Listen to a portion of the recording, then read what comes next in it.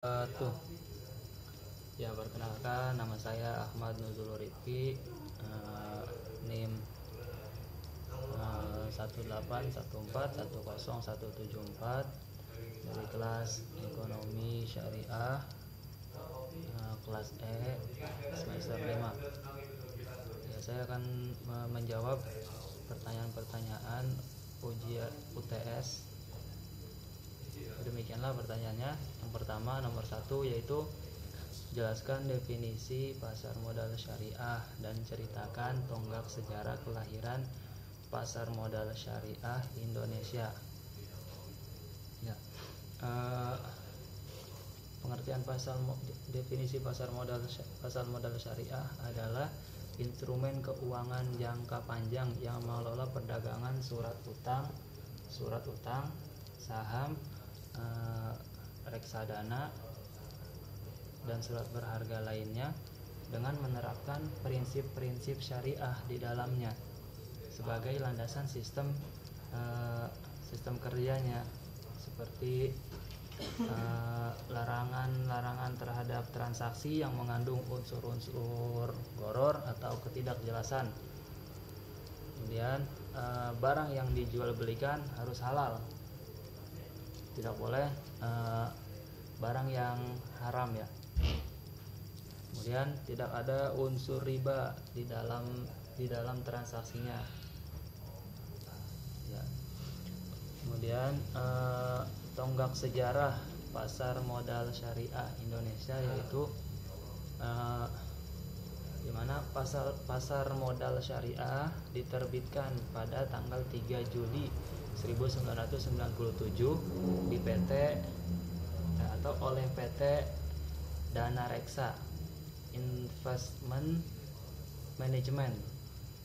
Kemudian pada tanggal 3 Juli tahun 2000 di Jakarta Islamic Index diresmikan oleh PT Dana Reksa Investment Management yang bekerja sama dengan Bursa Efek Indonesia.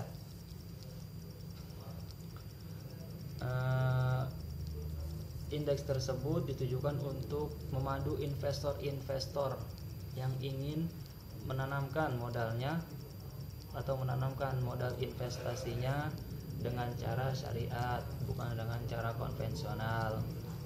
Kemudian dikuatkan juga atau didorong juga dengan adanya Dewan Syariah Nasional Majelis Ulama Indonesia yang memutuskan pedoman pelaksanaan investasi untuk reksadana syariah melalui fatwa nomor 20 DSN MUI yang keempat pada tahun 2001. Nomor 2, jelaskan perbedaan antara akad musyarakah dengan akad mudharabah. Akad musyarakah itu adalah akad di mana secara penjelasannya, ya, secara definisi, akad musyarakah adalah kerjasama antara dua pihak atau lebih dengan cara menyertakan modal baik uang ataupun aset dari tiap-tiap pihak. Akad mudharabah yaitu kerjasama antara pemilik modal dengan pengelola modal atau pengelola usaha dalam suatu usaha. Ya, perbedaan yang paling mencolok yaitu dari segi kerugiannya, di mana akad musyarakah ini kerugiannya dibagikan berdasarkan porsi modal yang disertakan dalam bisnisnya, karena akad musyarakah diberikan oleh tiap-tiap pihak, jadi setiap pihak memberikan modal. Beda dengan mudharabah di mana kerugian 100% ditanggung oleh pihak modal jika kesalahan murni dari keadaan bisnisnya, bukan dari pengelola modalnya. Beda halnya jika pengelola modal lah yang membuat kesalahan, maka mungkin bisa jadi 50% kerugian ditanggung oleh kedua belah pihak. Ya, nomor 3 yaitu jelaskan beberapa kaidah fikih muamalah yang sering digunakan di pasar modal syariah. Yang paling masyhur yaitu al-aslu fil muamalati al-aslu fil muamalatil ibaha illa ayyadulu dalilun ala yahrimuha, yang artinya hukum asal dalam semua bentuk muamalah itu boleh dilakukan kecuali ada dalil yang mengharamkannya. Jadi semua muamalah atau semua pekerjaan dalam bermuamalah itu boleh-boleh saja kecuali ada dalil yang mengharamkannya, seperti wa ahlallahu bai' wa haramar riba. Itu jadi Allah menghalalkan jual beli dan mengharamkan riba. Disitulah letak riba itu yang mana diharamkan atau tidak bolehkan dalam muamalah. Kemudian ada juga kaidah al-batilu